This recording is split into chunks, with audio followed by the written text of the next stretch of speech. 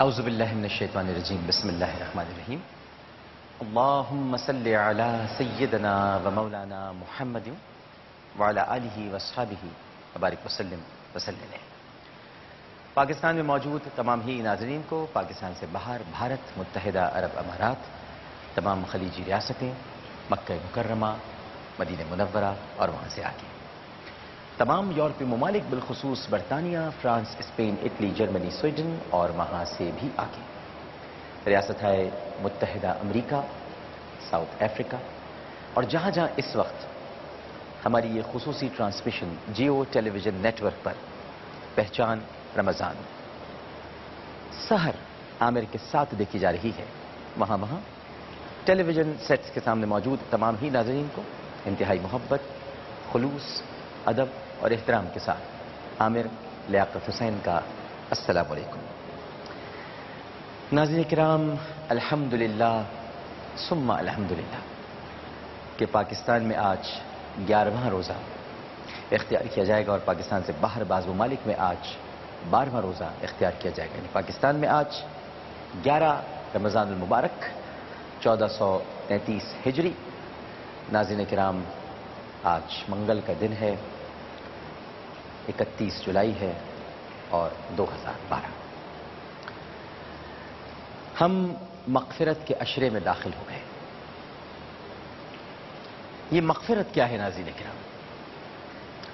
اور یہ رمضان المبارک جو اتنے خوبصورت 3 پھولوں سے سجا ہوا ہے، ایک رحمت کا پھول، ایک مغفرت کا پھول، ایک جہنم سے نجات کا پھول. ہے کیا مغفرت؟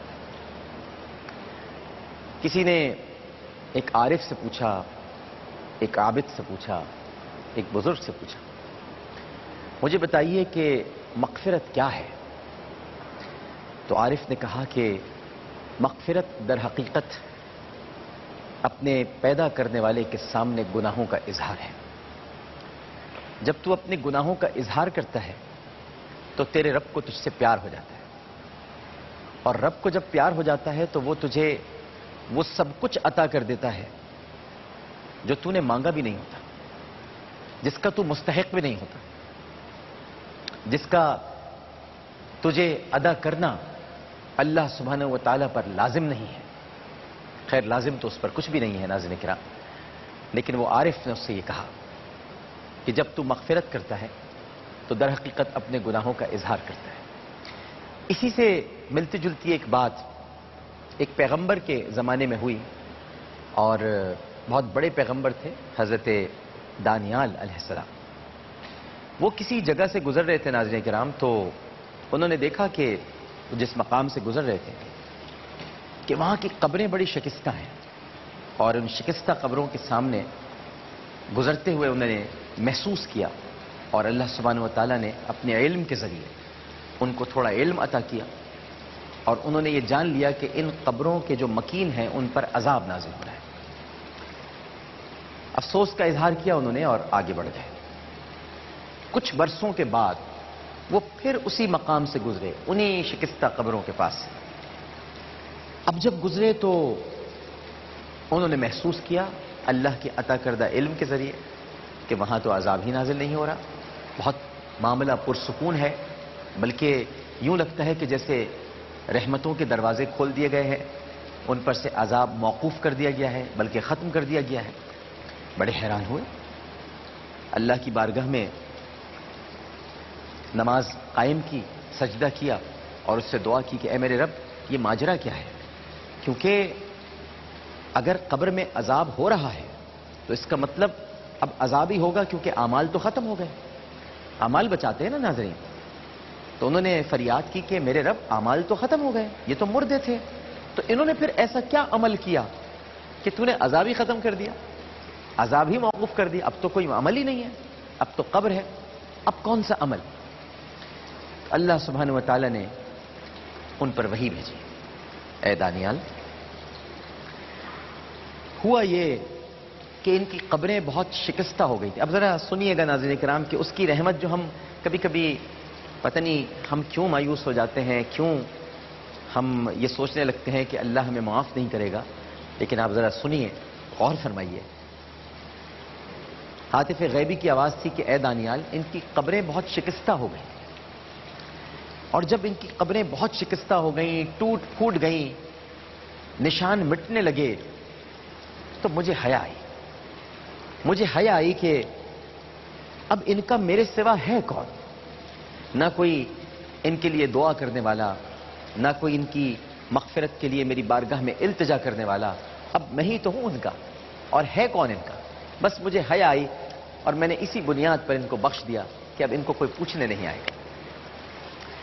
تو ناظرین کرام، یہ جو مغفرت ہے جس عشرے میں ہم داخل ہوئے ہیں، ہمیں کچھ نہیں کرنا، صرف اور صرف سچے دل سے اپنے گناہوں کا اقرار کرنا۔ جب آپ رات کی تاریکی میں، اسی لیے تو اللہ تعالیٰ نے ایک عبادت ایسی بنائی ہے جس میں کسی کا کوئی عمل دخل نہیں ہے، وہ آپ کی خدا سے باتیں ہیں، رات کو باتیں، اسی لیے اس کی بڑی اہمیت بھی ہے۔ اور رمضان المبارک میں تو اس کی اہمیت دو چند ہو جاتی ہے، دو بالا ہو جاتی ہے، بلکہ یوں کہوں تو زیادہ مناسب ہوگا کہ سونے پہ سہاگا ہو جاتا ہے، اور وہ عبادت ہے تہجد کی عبادت۔ جب آپ اپنے رب سے مخاطب ہوتے ہیں، اپنی نیند کو مارتے ہیں، اپنے نفس سے جہاد کرتے ہیں، اور جہاد کرنے کے بعد جب آپ مصلی پر پہنچتے ہیں، 2 رکعت نماز ادا کرتے ہیں، اور صدق دل سے اپنے گناہوں کا اقرار کرتے ہیں، اس کی بارگاہ میں اپنے گناہوں کی پوٹلی رکھ کر کہتے ہیں، اے مالک، ہمارے پاس تو یہ ہے، کتنا غلیظ، گندا اور کچیلا مال، اے پروردگار، اپنی رحمت سے اسے اجلا کر دے، اسے شفاف کر دے، اسے پیارا کر دے، تاکہ ہم تیرے سامنے رسوا نہ ہو مالک۔ اور یہ عاجزی، یہ آپ کا گڑ گڑانا، یہ آپ کا پروردگار کی بارگاہ میں بڑی لجاجت کے ساتھ، بڑے ناز کے ساتھ، بڑے انداز کے ساتھ اس سے مانگنا اللہ کو اتنا محبوب ہوتا ہے ناظرین کرام کہ وہ آپ کو سب کچھ عطا فرما دیتا ہے۔ یہ موسم ہے، موسم کیا بلکہ ہر دن ہی خدا کو یاد کرنے کا ہے، لیکن سمجھانے کے لیے کہہ رہا ہوں کہ یہ رمضان المبارک موسم ہے خدا کی یاد کا، اور خاص طور پر یہ عشرہ کہ جس میں آپ داخل ہوں۔ رحمت کا عشرہ ختم نہیں ہوا، یہ میری اپنی ایک تحقیق ہے ناظرین کرام۔ میں اکثر و بیشتر یہ کہتا ہوں، ہم یہ کیوں کہتے ہیں کہ رحمت کا عشرہ ختم ہو گیا؟ ہم یہ کیوں نہیں کہتے کہ رحمت کا عشرہ مغفرت کے عشرے میں مل گیا؟ اب تو اگلے عشرے میں اور زیادہ طاقت اور قوت آ گئی ہے۔ پہلا عشرہ تو صرف رحمت کا تھا، اب تو ڈبل پاور آ گئی ہے، رحمت بھی اور مغفرت بھی، اور تیسرے عشرے میں ٹرپل پاور ہو جاتی ہے، رحمت، مغفرت اور جہنم سے نجات۔ یعنی اب جو کچھ مل رہا ہے وہ ڈبل ہوتا جا رہا ہے، بڑھ رہا ہے۔ ویسے بھی 12 بجے کے چاند میں اور 2:30 بجے کے چاند میں بڑا فرق ہوتا ہے ناظرین کرام۔ چودھری کا چاند 11 بجے کچھ اور روشنی دیتا ہے، 12 بجے کچھ اور روشنی دیتا ہے، 2:30-3 بجے اس کی روشنی کچھ اور ہوتی ہے، تبھی سمندر میں جوار بھاٹا ہوتا ہے۔ جب روشنی بہت زیادہ ہوتی ہے تو سمندر بھی بے قابو ہو جاتا ہے، اس کی لہریں بھی عشق سے مچلنے لگتی ہیں، اس لیے کہ جوار بھاٹا پھر سمندر میں ہونے لگتا ہے۔ لہٰذا جیسے جیسے رمضان کے ایام بڑھتے جائیں گے، 11واں روزہ ہوگا، 12واں روزہ ہوگا، جوار بھاٹا شروع ہو جائے گا وجود کے اندر، اور آخری عشرے میں تو عاشق مچل جائیں گے، کوئی اعتکاف میں بیٹھ جائے گا، کوئی عبادات پر کمر بستہ ہو جائے گا، کوئی اللہ سبحانہ و تعالیٰ کو ہر وقت پکارے گا، طاق راتوں میں گڑ گڑائے گا، کیونکہ اس وقت جوار بھاٹے کا مقام آ جائے گا۔ عاشقوں کے عشق کے سمندر میں ہلچل پیدا ہوگی، موجوں میں روانی پیدا ہو جائے گی، اور رمضان کا کوئی الگ ہی رنگ ہوگا۔ تو آپ مغفرت کے عشرے میں داخل ہو گئے آج، بس جی چاہا آپ سے کہ یہ ساری باتیں کروں۔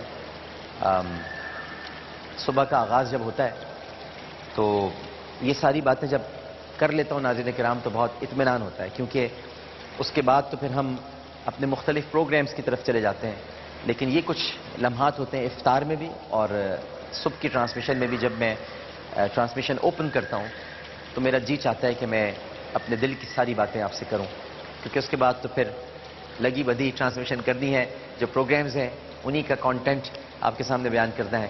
بس یہاں یہ مقامات ہوتے ہیں کہ ہر ایک بات آپ سے کہہ دینا چاہتا ہوں۔ السلام علیکم۔ السلام علیکم۔ وعلیکم السلام۔ عامر بھائی کیا حال ہے؟ الحمدللہ، اللہ کا بڑا کرم۔ کون صاحب بات کر رہے ہیں؟ امجد حسین بات کر رہا ہوں سر، کراچی سے۔ جناب کیسے مزاج ہیں آپ کے؟ خیریت سے ہیں؟ بس آپ کی دعائیں چاہیے عامر بھائی، کیا حال ہے؟ آپ سنائیں، آپ کی کیسی طبیعت ہے؟ اللہ کا بڑا کرم ہے، طبیعت آج تھوڑی سی گڑبڑ تھی لیکن صحیح ہو گئی جی فرمائیے. اللہ آپ کو صحت کاملہ عاجلہ نصیب فرمائے. عامر بھائی آپ کی بات کو میں تھوڑا سا آگے بڑھاؤں گا. ایک حدیث مبارکہ آپ کو سناؤں گا جی.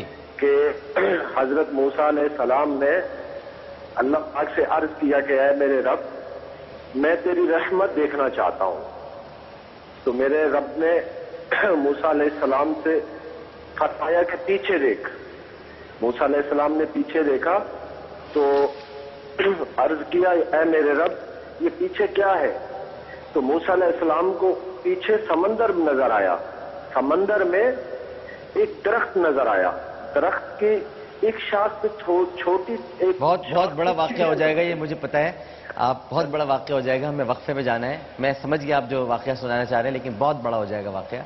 تو بڑی مہربانی ہے آپ کی. وہ پھر درخت سے ایک چمٹا ہوا بچہ ہے اور کافی اس کے آگے پوری ایک بہت ہی خوبصورت واقعہ, بہت پیارا واقعہ ہے. مجھ تک یہ امانت ہے آپ کا واقعہ. انشاءاللہ میں کسی وقت یا تو آپ ہی کو ٹیلی فون لائن پر لے کر اور یا پھر میں خود ہی اس واقعے کو بیان کر دوں گا.